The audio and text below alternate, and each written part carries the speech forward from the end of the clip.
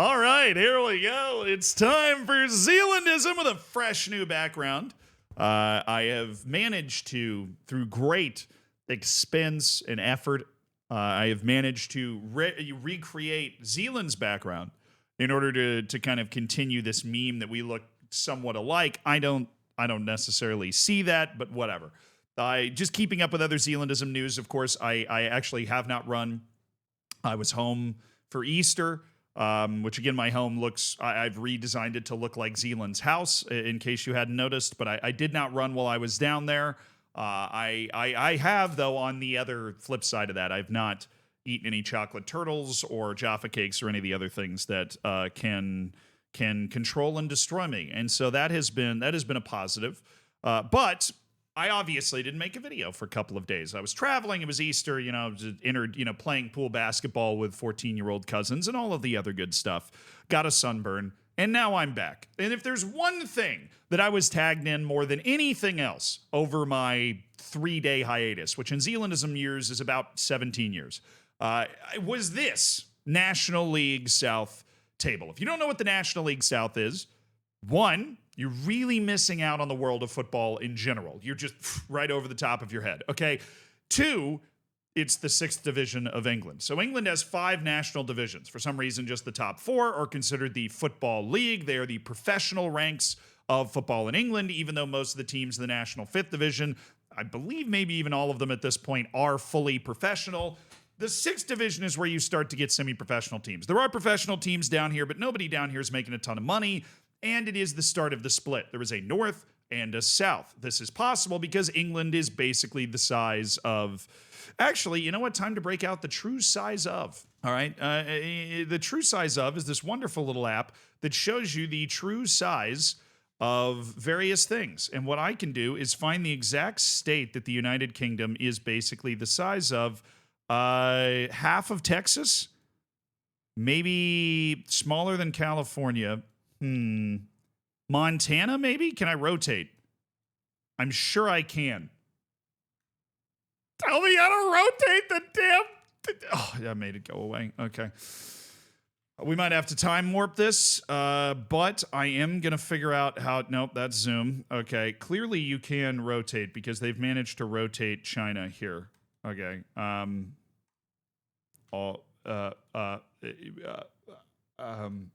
Like if I turn it on its side, it's basically the size of Montana, right? It's a little bigger than Florida, but it doesn't have the panhandle over here. So, right, you can do this whole 6th division, semi-professional teams. We're just going to have a North and a South, and it's the South League that we're focused on. Because if you didn't notice when we showed you the table the first time, there is quite the race for the league title going on currently at this particular moment.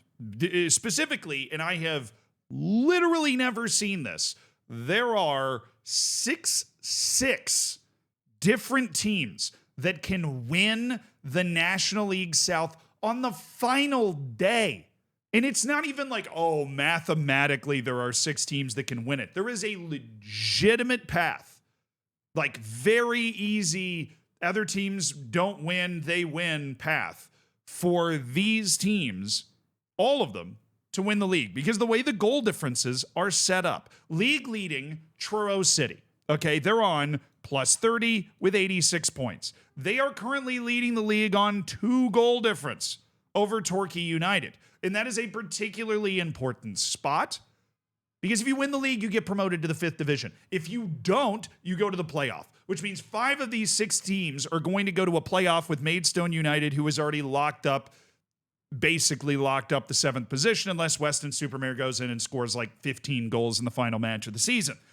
So that playoff will determine another team that is going to get promoted. But you win the league, you go up automatically. And Truro City is hanging on to that spot based off of +2 on the goal difference. They also have an advantage in goals for by 1, which is the next tiebreaker that's utilized after goal difference in this particular situation. But as you keep going down, you have Eastbourne Borough. They have a +24 goal difference, which is going to, it's going to be tough to cover that gap, but they're only a point back, which means if Truro City and Torquay United fail to win and Eastbourne Borough wins, then they are top of the league.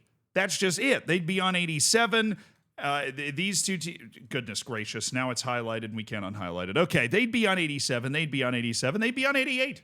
You don't need goal difference. You just need to be on 88 points. And the same thing works for Worthing, who only has a plus 16 goal difference, which bit of witchcraft and wizardry Hogwarts style in order to get them up the fourth with a goal difference like that. Weston Supermare has 10 points less than the same goal difference. But they're on 85 points. They're on 85. That means if they win their last game, and then you just follow along with me here, Truro City, Torquay United, and Eastbourne Borough fail to win, draw will do, Worthing wins the league. All you got to do is go out and win that last game and see if you can make the magic happen. And that brings us to the last two teams who have done yeoman's work in terms of scoring goals in general in order to put themselves in a position where they can win the league as well. You have Borehamwood, okay, who has a plus 36 goal difference. That is 6 better than Truro City. This means that if they are on the same point total as Truro City and Torquay United, their goal difference is automatically going to be better because they would need to win their final match in order to get that, and Truro City and Torquay United would need to lose. But follow along with this hypothetical. All 4 of Truro City, Torquay United, Eastbourne Borough, and Worthing fail to win, which, look, we're talking about the 6th division here. This is possible, right? If we go over to our flash score, you can see, right, that all of these teams up at the top, except for Dorking, have lost one of their last 5 matches. None of these teams are coming into this particular position smoking hot. Worthing's on 2 straight draws, right? Dorking's coming in off a draw. Truro City lost 2 matches ago to Torquay, which is how Torquay United managed to close these things down so quickly.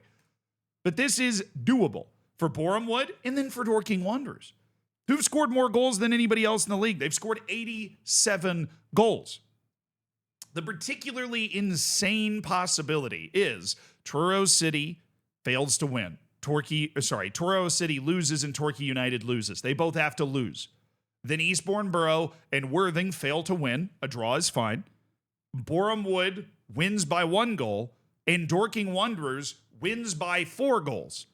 In that particular situation, we would be tied on goal difference, and Dorking Wanderers all the way down in 6th would have the goals for advantage and the goal difference advantage over Truro City, Torquay United, Eastbourne Borough, Worthing, and Borehamwood, should Eastbourne and Worthing both draw. Then all 6 teams would be on 86 points, and Dorking Wanderers would fly out of them.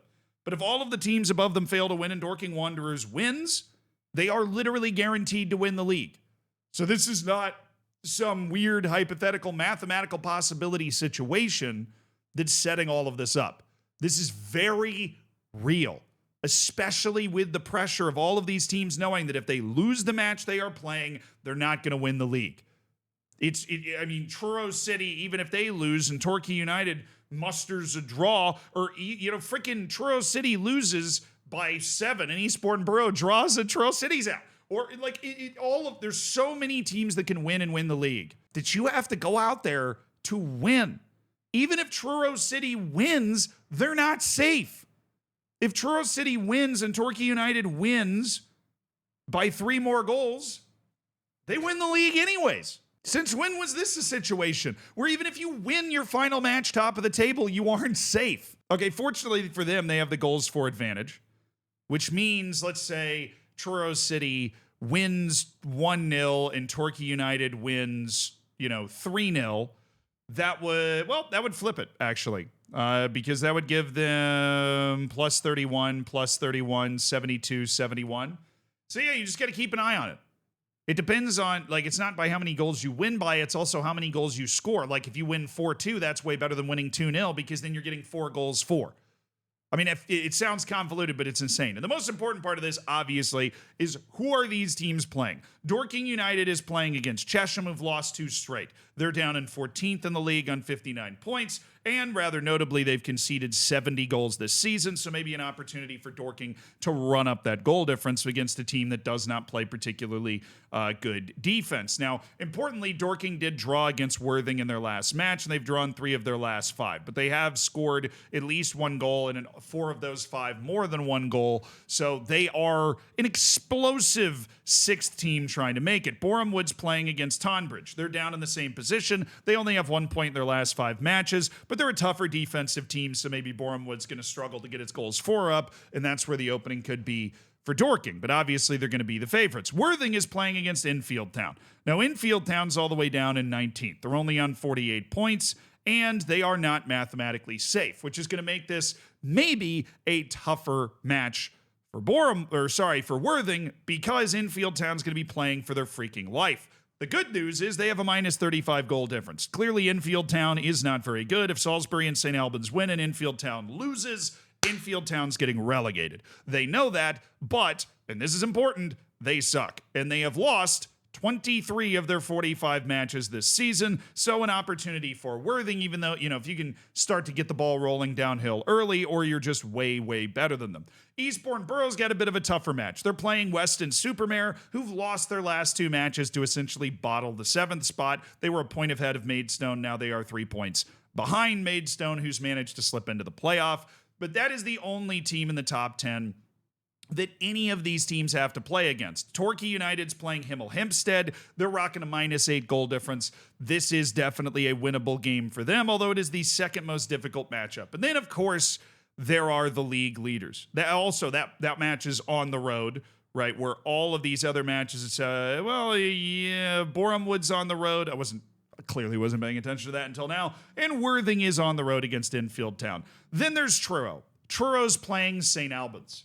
So remember when I said if St. Albans and Salisbury win and Enfield Town loses, then Enfield Town's going down? Well, if St. Albans wins, then that means we have unleashed the potential chaos and catastrophe available at the top of this league. Because if St. Albans wins, which they need to do, a draw could be good enough depending on what happens with Salisbury, but they're playing Welling, so, are we really going to expect Salisbury to lose that match, right? If St. Albans wins against Truro City, that opens up the floodgates. Again, Truro City can win and still get knocked out by Torquay United and sent to the playoff, which would be brutal. But if Truro fails to win against St. Albans, who's playing for its life, right? This is not a dead rubber mid-table team, which might be the easier opponent in this situation. St. Albans playing for its life against Truro unable to win that match. All of a sudden, the door opens for Worthing and Eastbourne Borough and Torquay. If Truro City loses, Boreham Wood and Dorking are alive as well. Chaos. It's on Saturday, by the way. If you want to watch it and keep track of it, all of this is happening on Saturday. So enjoy it. And thank you for bringing this to my attention.